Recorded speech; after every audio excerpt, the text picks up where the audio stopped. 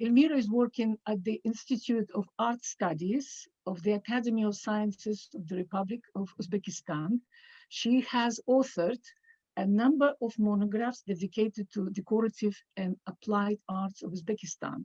Her main research areas concern the symbolic meaning of the Uzbek traditional embroidery, architectural decor of Temorids Epoch, and the history and aesthetics of Uzbek carpets.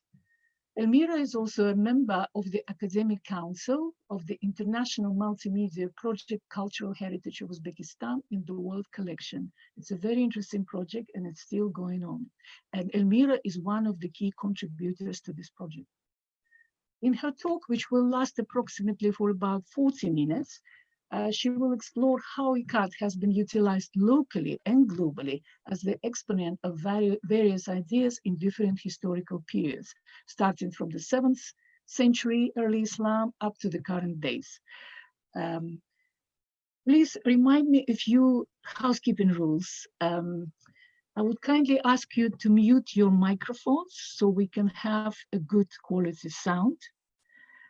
And if you have any questions, please type them in the chat room at the bottom of the screen, and Elmira will address all these questions after her talk, if that's okay with everyone. And I may translate her from time to time, if necessary. Otherwise, she will be happy to answer all your questions, which we will type in the chat room.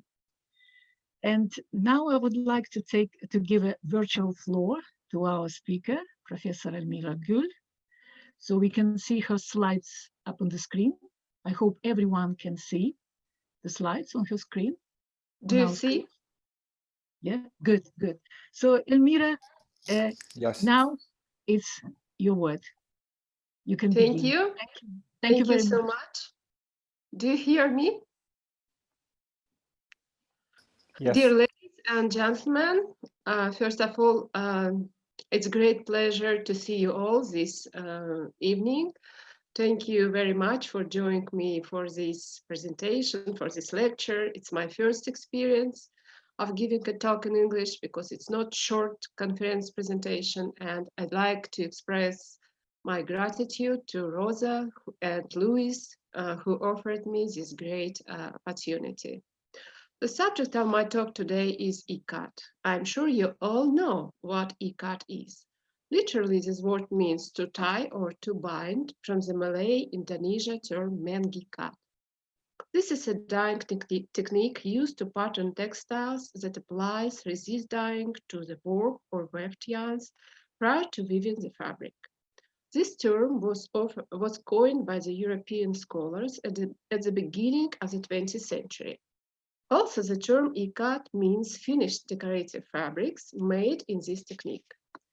We are used to seeing bright, multicolored Ikat, but I choose to begin this talk with a close-up of a piece with muted tones from the collection of the Metropolitan Museum in New York, because I'd like to show you Ikat from a different perspective.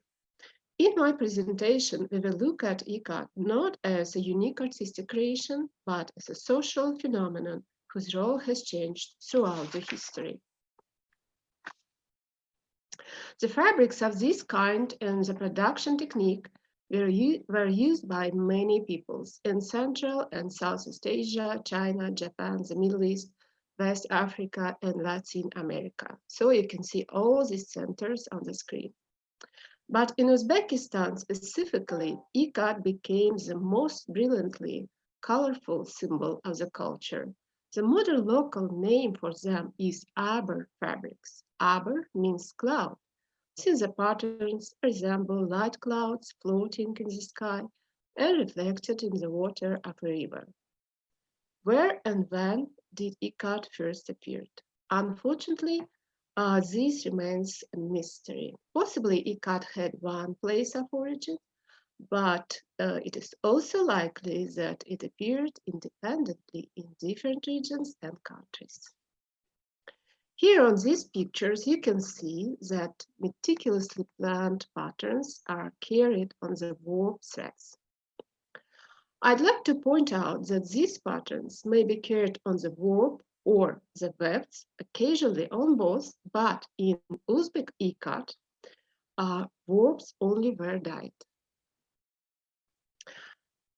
Then groups of threads are bundled together, and those sections which are not to be dyed at each consecutive stage are tightly bound with an impermeable material to form areas of resist. So you can see this process right here. Due to the difficult process of tying the resist of each area along precisely the same lines, color seepage at the edges of the bindings and the subsequent alignment of the unbound threads on the loom, there is a certain merging of adjacent colors, which produces the slightly blurred effect, which is a distinctive feature of these weavings. The oldest known Ikat fragments presumably originated in East Turkestan or Xinjiang. This is northwest China, you can see on the map, are dated 6th-7th century AD. They were found in the Horyuji Temple, Nara, Japan, and are kept in the National Museum in Tokyo. This find brings us an assumption that the resist dye technique as well as silk weaving spread from East Turkestan to West Turkestan. Look at these patterns. When I try to understand their meanings, I always imagine not the clouds, but the mirage in the desert. I guess this coincidence is not accidental, because the largest centers of silk weaving in Xinjiang are located next to the Great Taklamakan Desert. Other source of arrival of resist dyed textiles in Central Asia came with the Arab conquest. Yemen, you can see.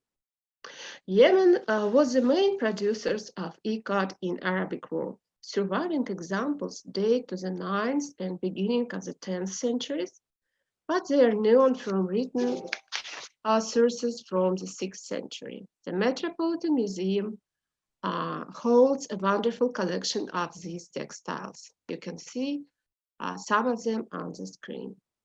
If we compare Ikat fragments from Xinjiang and Yemen, we can see similar abstract patterns created by the same dyeing technique, presenting the desert-like stylized landscape. Perhaps both the Arabian and the Taklamakan nature have clearly influenced the vibrating aesthetic of Ikat. This is just my assumption. However, Yemeni Ikat is made entirely of cotton. It's not a secret that Islamic world preferred cotton. Islam considers silk as a luxury item and therefore regards it as an unacceptable material for clothing. It's known that the Prophet himself forbade men to wear gold rings and bracelets as well as expensive silk. According to the Quran, silk was permitted only as a reward in the next world.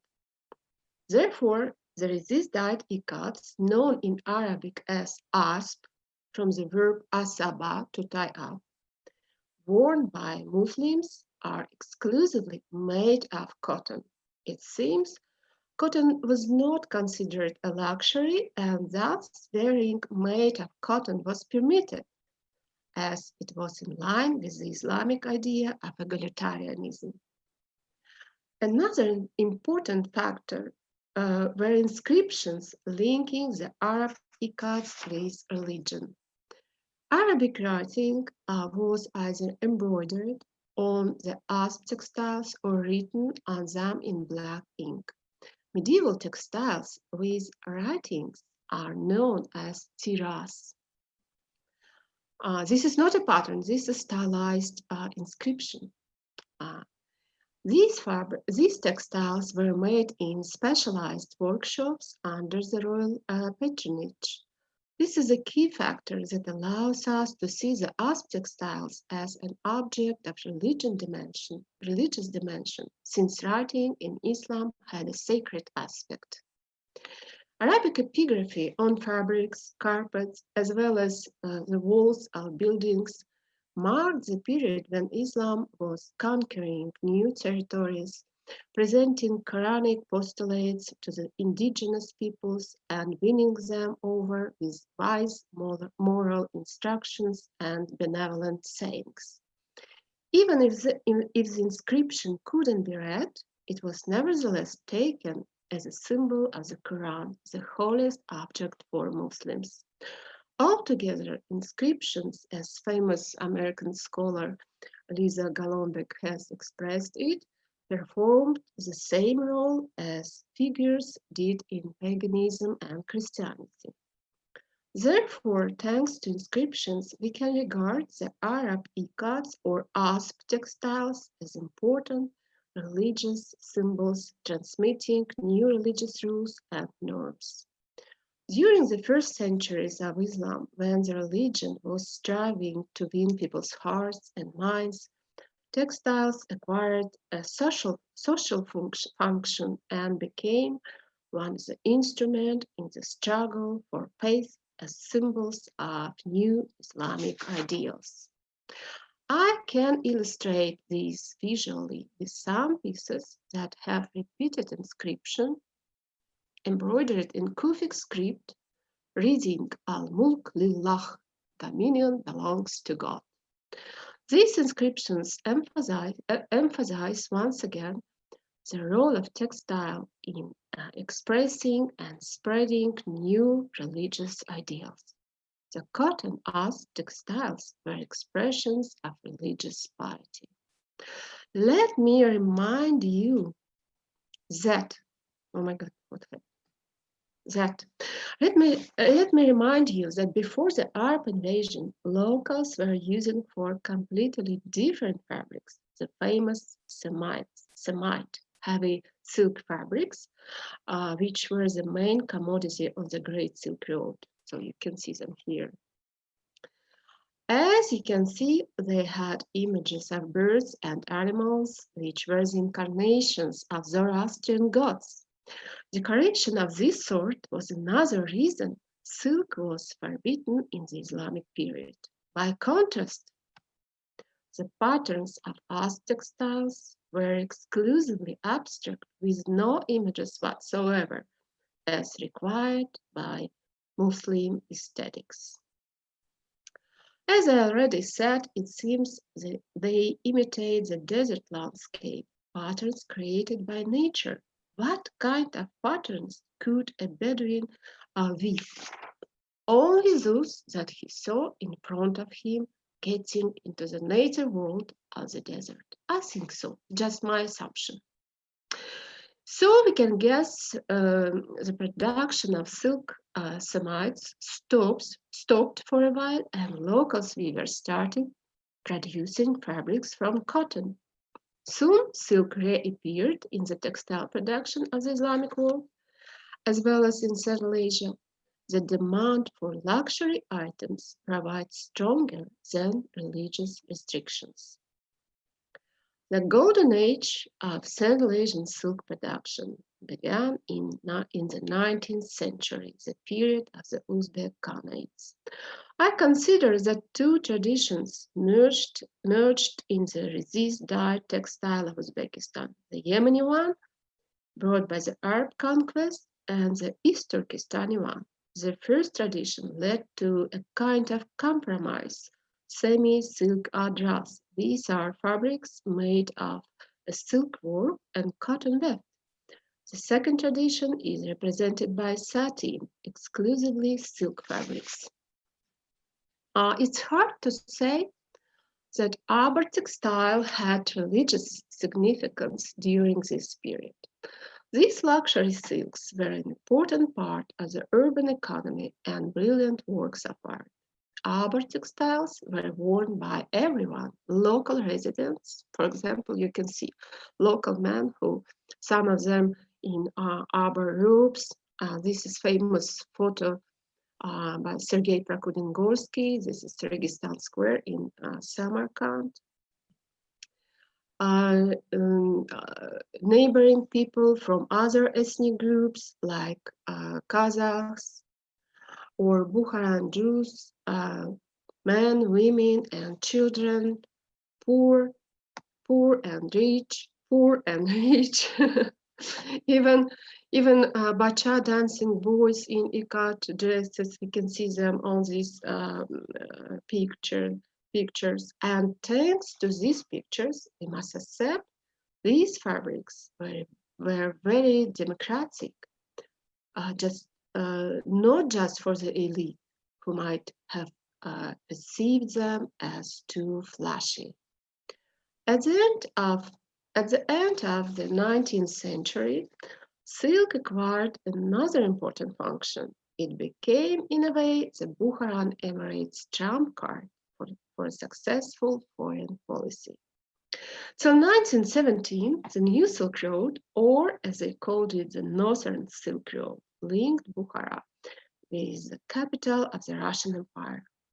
Caravans loaded with first-class textiles traveled continuously to St. Petersburg. There were the gifts, the emirs' attempts to keep their territories relatively independent. These lasted until the October Revolution in Russia. So this photograph shows us the last emir of Bukhara, Sayyid Mir Alim Khan, with Russian Tsar Nikolai Romanov and his wife. And this is him again in a famous photo by Sergei Prokudin-Gorsky. And he is not in Ikat robe. As you see, Emir preferred much more status Chinese or Persian silks. But in Russia, Ikat was perceived as a valuable and exotic textile.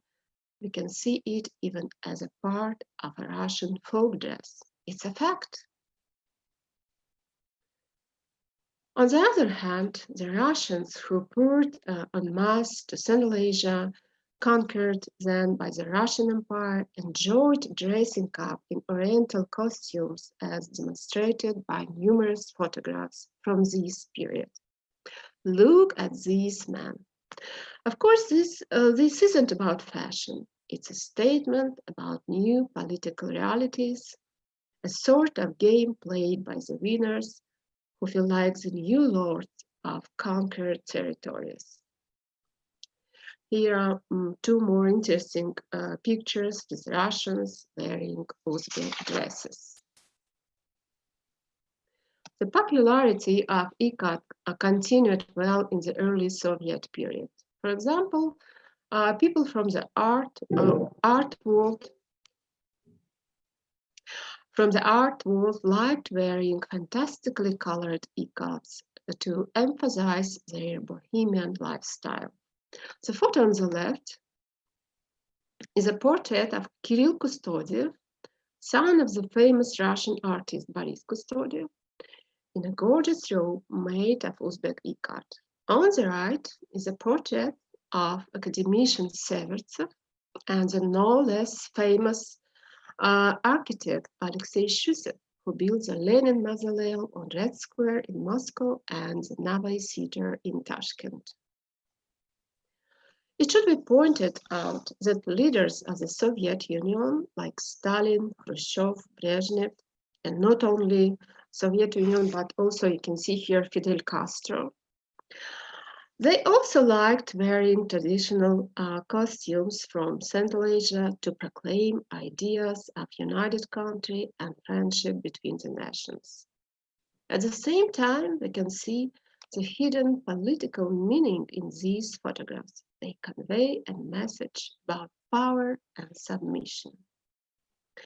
In Central Asia and Uzbekistan in particular, clothes from Ikat were worn as an everyday wear.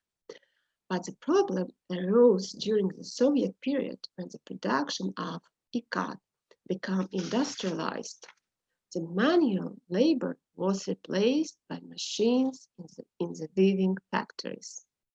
At the same time, production of silk fabrics by individuals, artisans, was outlawed in view of the ban on private property. Thus, the political and ideological transformation of the 20th century New economic conditions ultimately had a negative effect not only on the Uzbek Ikat weaving, but also all types of traditional handicrafts.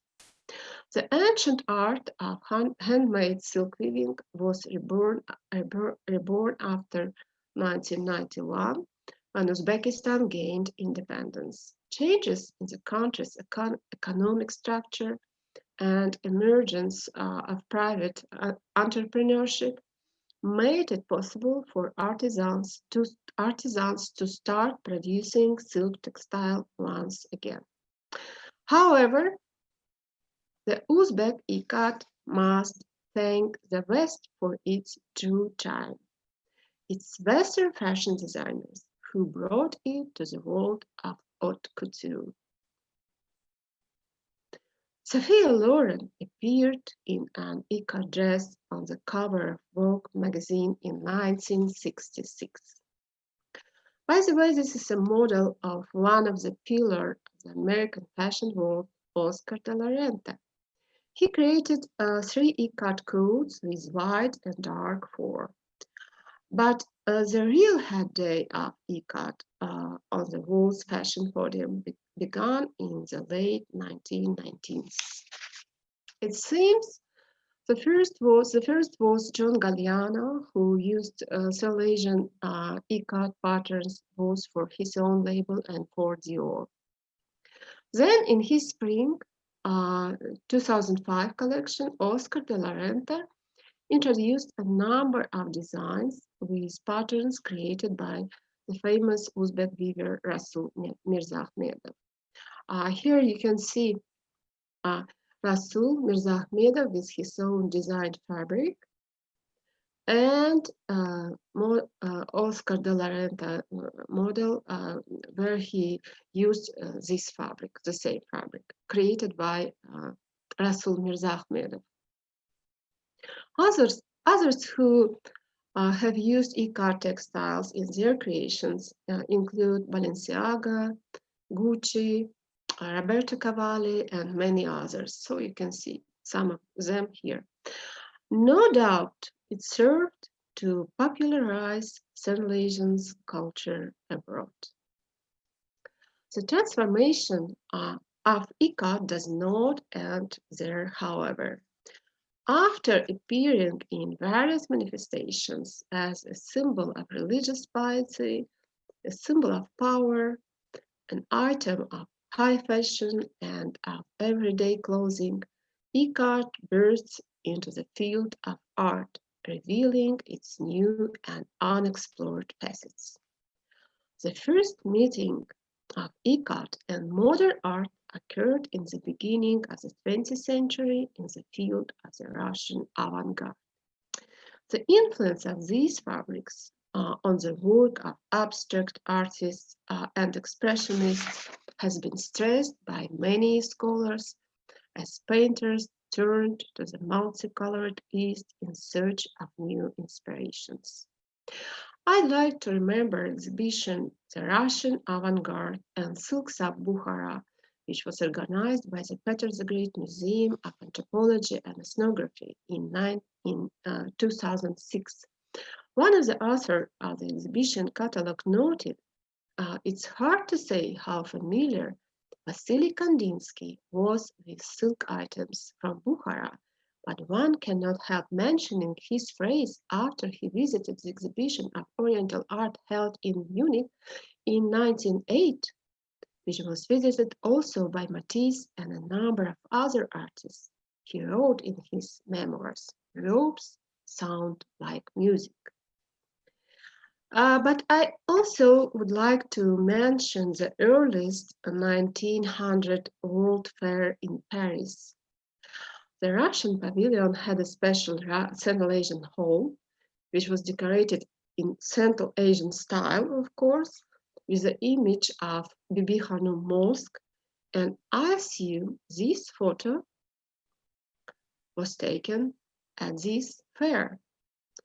A man in traditional Ikat robe is an evidence that the Europeans definitely saw the Uzbek Ikats at that time in the early century. So it's it's possible that Ikat is its over-the-top appearance influenced the development not only of Russian but also the European artists. The textile creations of the medieval masters were prophetic for many painters of the 20th century. I could mention here many artists who were inspired by the Uzbek traditional textile, but it should be a separate presentation, I think. But let's look at these pictures. I believe that some silk ropes and artworks of Matisse are somehow interrelated. Resemblance of Ikat ropes can be seen in the works of Kazimir Malevich, well-known European artists Marius Escher and Victor Vasarely. So many common features in lines and color combinations. They really look very impressive.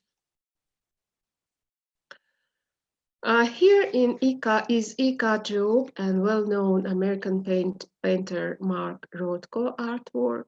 It doesn't mean that Rothko saw Ikat and was inspired by him, but we can see some similar features between the principles of Central Asian applied arts and American abstractionism. All over the world, Ikat is becoming more and more recognizable and popular, just as the image of Mona Lisa, and it is not accidental that this lady was dressed in an Ikat dress. I don't know who made this photo, but it's definitely funny. Uzbek Ikat is really very popular in the Western art space, whereas in Uzbekistan, it is not that appreciated in contemporary art since it is considered to be a too common thing, I guess. But I'd like to present you the artist who managed to take a fresh look at Ikat. This is Dilara Kaipova, who aims through Ikat to raise the acute problems that modern society faces. Dilara believes that Ikat is the best way to express the identity of Uzbek culture at the same time as announcing its destruction under the influence of globalization. This destruction is manifested in the fact that images of popular movie characters or superheroes heroes from European and American pop culture suddenly appear in textile patterns. The ghost face from the Scary Movie, the logos of Captain America, the mask of Darth Vader, and much more. Yet the combinations of elements that appear at first glance to be alien to one another does not create conflict. Components taken from a local ethnic context and those taken from a globalized context coexist here with surprising ease. Mixing the aesthetics of urban textiles with symbols of modern mass culture, Dilara simultaneously invites the viewers to participate in an intricate intellectual game of recognition, the death of tradition or its renewal. Each of us can try to answer that question for ourselves. Thus, here's some another artworks of Dilara Kaipova.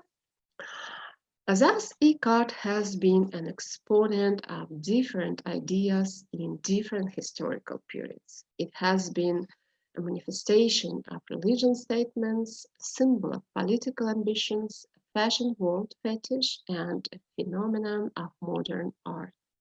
These transformations are as diverse as the patterns of this amazing fabric which has fascinated us for centuries.